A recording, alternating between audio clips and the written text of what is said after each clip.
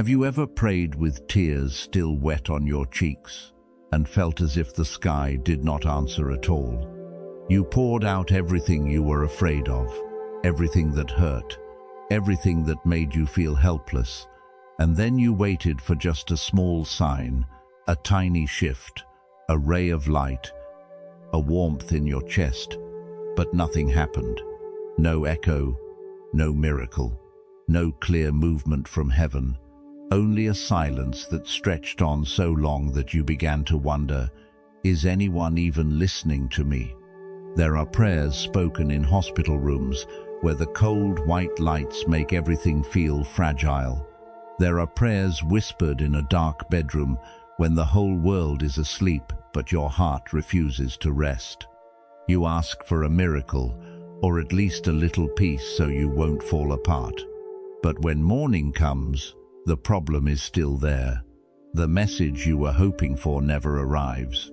The outcome you feared still happens, and you start to feel as if you are talking into empty space. That feeling hurts not because God didn't do what you asked, but because the silence makes you feel left alone in the storm. When someone rejects you, at least you have an answer.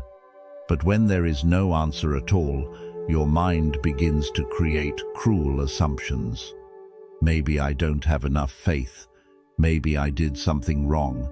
Maybe I'm not worthy of being heard. Few people dare to say this out loud in church, because we are often taught that strong faith leaves no room for doubt. But the truth is, there are nights so long that you no longer know whether you are praying or simply talking to yourself. You read the Bible, and the words seem to slip past your mind. You sing hymns and your heart does not move. And deep inside, the fear that whispers the loudest is this: maybe God is silent, only with me. That disappointment is not loud. It is not open rebellion or a dramatic declaration of walking away from faith. It is a small crack in the heart where a once simple trust begins to tremble. You still go to church, still fold your hands, still say, Amen, but inside there is a question you are afraid to voice.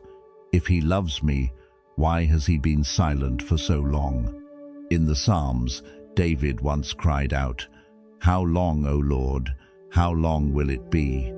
That question was not spoken in disrespect, but in exhaustion. A man anointed, a man called a man after God's own heart, also had moments when he felt forgotten. He did not hide his confusion. He did not paint faith as something that is always bright and unshaken. He dared to speak the pain of waiting. This shows us that God's silence is not a strange or isolated experience. It has been part of the journey of faith for many who came before us. The holy ones were not those who never doubted, but those who stayed even when they did not understand. When David asked, How long?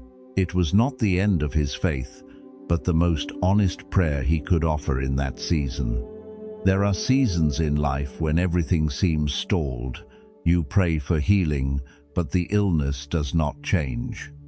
You pray for a relationship to be restored, but the distance only grows. You pray for clear direction, yet every door appears closed.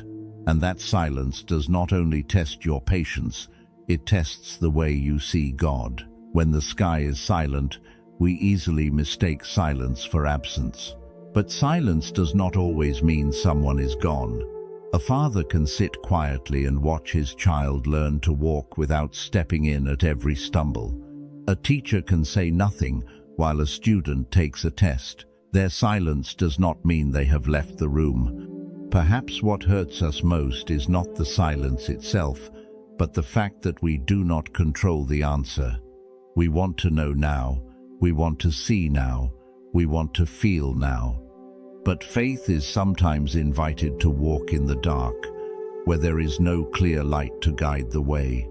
And in that darkness, silence can feel heavier than any direct refusal.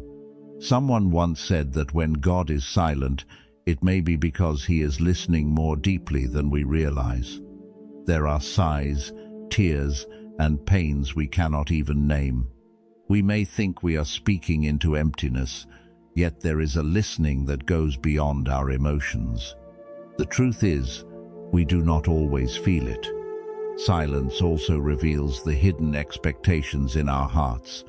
We begin to see that sometimes we are searching for answers more than we are searching for Him. We long for quick solutions more than lasting relationship.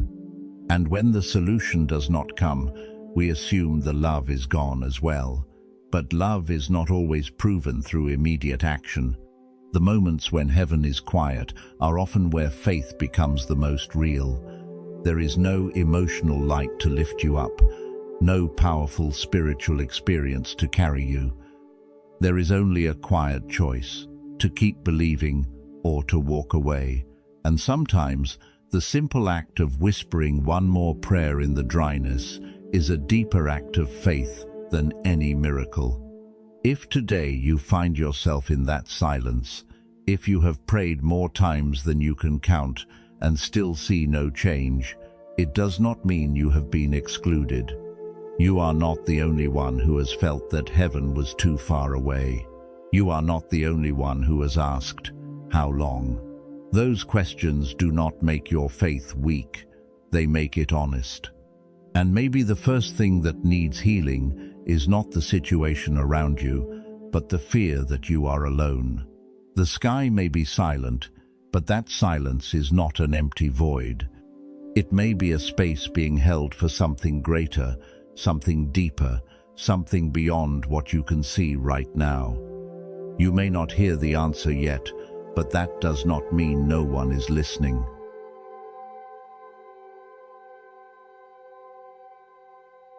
There are silences that make us feel forgotten, but there are also silences that are simply time being arranged.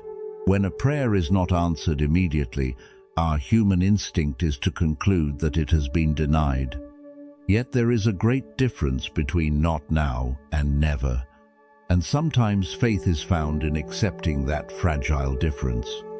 We are used to living in a world of instant responses. Messages show when they've been seen.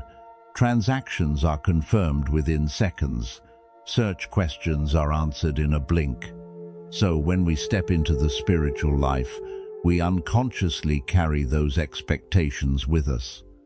We pray and look for a clear signal, a visible change, a door opening right in front of us. But God does not move according to the rhythm of human impatience. There are answers being prepared that we cannot yet see. Like a seed beneath the soil, the surface may look still and lifeless, yet underneath a quiet process of growth is unfolding. If we dig it up every day to check whether it has grown, we may destroy the very thing we are hoping for. Delay is sometimes a way of protecting what is forming from our haste. There are things that, if given too soon, would become burdens instead of blessings. A great responsibility before character is strong enough can crush us. A relationship entered while the heart is still wounded can turn into a harmful bond. Success that comes before we learn humility can cause us to lose ourselves. Time is not always a postponement. Sometimes it is preparation. In the Bible, there is the story of Daniel, who prayed for 21 days without receiving any response. From a human perspective, that silence could have felt deeply discouraging. Yet when the angel finally appeared, Daniel was told that his prayer had been heard from the very first day. The answer had been sent, but on its way, it encountered resistance. That story opens a dimension we do not often consider. There are things happening beyond our sight. This is not meant to make everything mystical, but to remind us that reality is not limited to what we can see. There are battles in the unseen realm, quiet movements that human eyes cannot detect. When we look only at outward circumstances and conclude that nothing is changing, we may be overlooking an entire process unfolding behind the curtain. God's silence is not proof of indifference.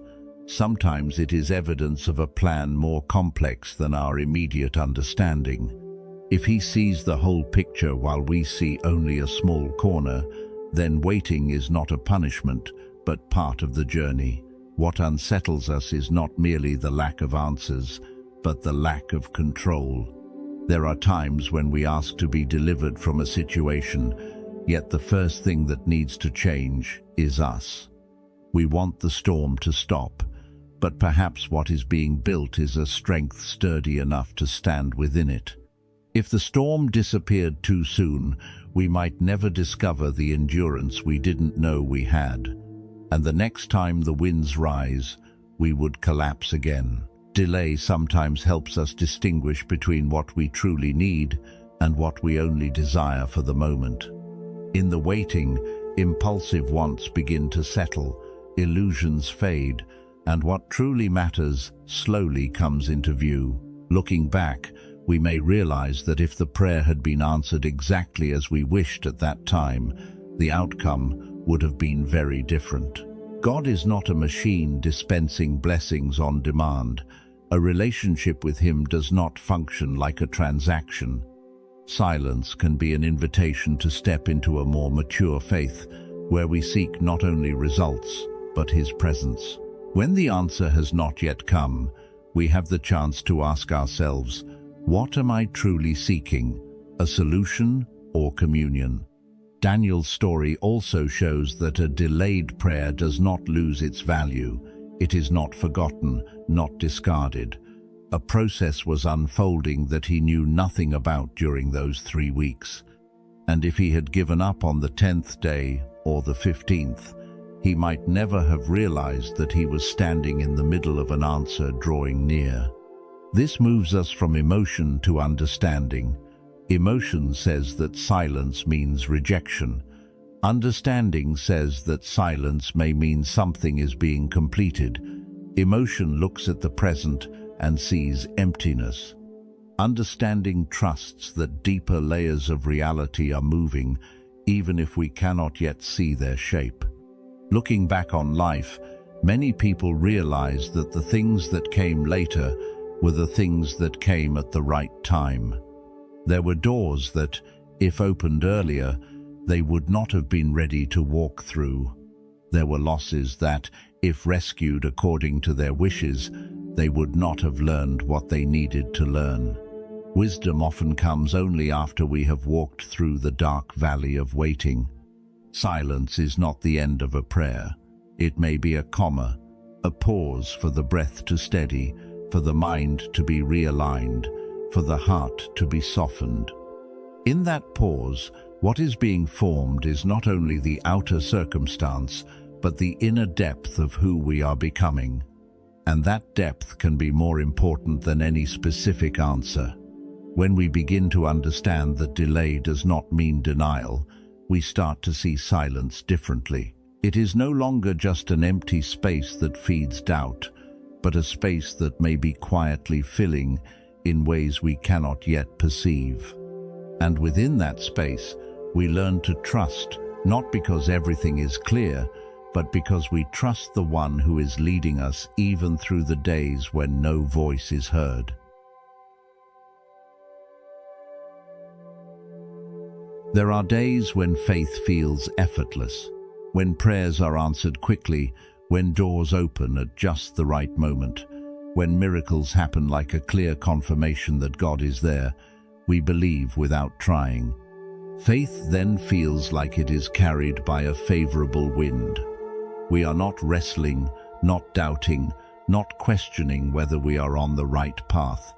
Everything seems to speak for Him. But when the miracle does not happen, when circumstances do not change, when the sky remains quiet after many nights of prayer, faith enters a different space. There is no longer the excitement of clear signs, no longer strong emotions lifting the soul, only a prolonged silence. And in that silence, faith cannot lean on results. It has to stand on its own. Miracles can strengthen faith, but they do not necessarily mature it. When everything goes well, we believe because we see. When a promise is fulfilled before our eyes, we believe because we can touch the evidence. But when there is nothing to hold on to, faith is forced to go deeper than what eyes can see or ears can hear. It is no longer a reaction to what happens, but an inner choice. Abraham lived in that kind of waiting. He received a promise of a son when his age had already passed the natural possibility of having one. Year after year, there was no sign that the promise was becoming reality. Time moved on, and perhaps more than once he looked up at the star-filled sky and wondered if he had heard correctly. His faith was not fed by instant miracles, but by perseverance in silence. Waiting is not only a test of time, but a test of motive. When the promise is delayed, a person begins to face himself. Do I want what was promised, or do I want the one who promised? Do I believe because the gift will come, or because he is worthy to be trusted whether the gift comes or not? Those questions are not easy, because they reach down to the very roots of faith. There are moments when a believer must walk through a dark valley without a lamp to light the way. No clear confirmation, no comforting feelings, no encouraging voice rising from within. And in that absence, faith is refined. It no longer rests on emotion, no longer depends on circumstances, but becomes a steadfast attachment. On the cross, Jesus cried out, "My God, why have you forsaken me?" That cry was not a loss of faith, but the height of pain. He who had always lived in unity with the Father also experienced a moment that felt like abandonment. It shows that the feeling of silence is not proof of real distance, but part of the deepest journey of suffering. That moment on the cross was a place where faith did not lean on miracles, because no miracle came. No army of angels descended to rescue him. No immediate sign erased the pain. There was only obedience in the darkness. And in that darkness, another depth of love was revealed. A love that did not demand instant intervention, but chose to remain to the very end. When everything goes well, it is easy to say we believe. But when silence stretches on, we are forced to face a question few want to answer. If the obvious blessings disappear, will I still remain? If God does not act the way I expect, will I still call him Lord? Mature faith does not avoid those questions. It passes through them. Some people begin their journey of faith because of a miracle, a healing, a visible change. There is nothing wrong with that. But there comes a time when miracles are no longer the center. What remains then is the relationship. If faith is built only on receiving something, it will shake when that something no longer appears. If faith is built on who he is, it can stand even when circumstances shift. Silence is like a mirror reflecting the hidden motives of our hearts. It strips away layers of emotion-driven enthusiasm. It reveals whether we are seeking comfort or seeking him, and that process is not pleasant. It can make us feel empty, lost, even confused. Yet it is there that faith is deepened. Faith is not absolute certainty about what will happen. It is holding tightly to the one who does not change when everything else does. When there is no sign that an answer is near, continuing to whisper a prayer is already a powerful declaration. Not because we see, but because we believe that truth goes beyond our present sight. There are seasons when God seems to withdraw emotional supports so that we learn to walk in a purer faith. No more excitement from intense spiritual experiences, only a quiet faithfulness. And that faithfulness carries greater weight than emotional highs because it does not depend on feelings. When Abraham finally held Isaac in his arms, it was not only the joy of having a son, but the fruit of a faith tested through years. When Jesus stepped out of the tomb, it was not only resurrection, but the fulfillment of obedience through silence. Behind every resurrection lies a period that feels like abandonment. Faith tested by silence is not meant to break us, but to lead us into a depth that miracles alone cannot create. It invites us to move from believing because we receive to believing because we know who He is. And when we dare to remain in that dark place, not to chase quick comfort but to seek Him, our faith is not only preserved, it is made mature. Some of the most important works of a lifetime are not built in noise, but in silences so long we think nothing is happening. When God is silent, we often assume everything has stopped. But the truth may be the opposite. There are things being formed deep within where eyes cannot see and ears cannot hear. In that silence, character begins to take shape. When external affirmations fade, we are forced to face ourselves. No longer leaning on praise, no longer supported by visible results, we learn to be honest about our weaknesses, our motives, the fears that still linger. And that honest confrontation creates a depth that quick success could never produce. The image of a potter patiently shaping clay carries something profoundly quiet. His hands turn, press, and adjust little by little. The clay does not understand the potter's full intention. It only feels the pressure and the spinning. Yet without those movements, it would never become a vessel strong enough to stand. God's silence can feel like those hands shaping us, even when all we sense is pressure and not yet the final form. Patience is also forged in days without answers. Patience is not waiting in comfort, but waiting in uncertainty. When everything unfolds according to plan, we do not need to learn patience. But when time stretches beyond expectation, when answers arrive later than we hoped, the soul slowly expands. We learn to breathe more slowly. We learn not to rush to conclusions. There are things that, if given immediately, would keep us forever immature. Growth requires time, and time is often wrapped in silence. A seed beneath the soil hears no applause, sees no sunlight in its early days. It remains in darkness, pressed by the earth around it. Yet in that darkness, roots grow deep, preparing a trunk strong enough to withstand the wind. Dependence on emotion is gradually stripped away in this season. When we believe only because we feel warmth, because we feel touched or encouraged, that faith is fragile.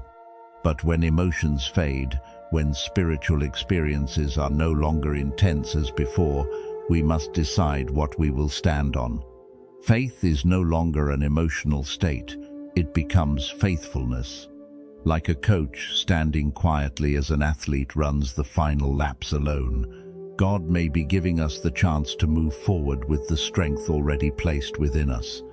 The coach has not abandoned the field, he simply no longer shouts every instruction. He wants to see confidence grow, responsibility deepen with each step, and when the runner finishes, that maturity is real. Love for God is also purified in silence. When we love because we are blessed, that love is still mixed with benefit. When we love, even without receiving what we hoped for, that love becomes purer. Not because we no longer long for things, but because we recognize that He is worthy of love, even when He does not act as we expect. There are days of prayer when we feel nothing special, yet the simple act of kneeling is already a sign of growth. No longer chasing intense feelings, just choosing to be present. That presence may seem small, but it is the fruit of a long process shaped in quietness, and, in its simplicity, it carries weight. Silence also teaches us to listen more deeply. When there is no clear reply, we begin to notice the smallest changes within, a trace of peace in the middle of chaos. A new thought rising in the middle of confusion. A wise decision made even before results appear. Those subtle shifts may be signs that something is quietly being built. Perhaps what is being constructed is not the outer circumstance, but the inner person. The situation may still be difficult, the storm may not yet have passed, but if the inner life is strengthened, we stand more firmly. And when we stand firm, we realize that the greatest miracle is not a changed circumstance, but a changed self. True growth is rarely loud. It does not arrive in dramatic moments, but through ordinary days lived with faithfulness. Each time we choose not to give up, each time we refuse to turn away, each time we continue to believe without clear evidence, an invisible brick is added to the foundation of the soul. You may not hear anything from heaven in these days, you may not sense any obvious movement, but that does not mean nothing is happening. The potter is still working, the seed is still sending down roots, the coach is still watching every step. And when a certain day comes and you look back, you will see that you no longer react as you once did, no longer panic as before, no longer depend on instant confirmations the way you used to. You are steadier, deeper, more at peace. Not because every problem has disappeared, but because in the silence, a new foundation was laid. If today you are in a season where you hear nothing, do not rush to conclude that you have been abandoned. You may be in an unseen workshop, in the dark soil where a seed is quietly sprouting. You may not see movement, but growth is still unfolding. And one day, you will realize that it was that very silence that shaped the person you have become.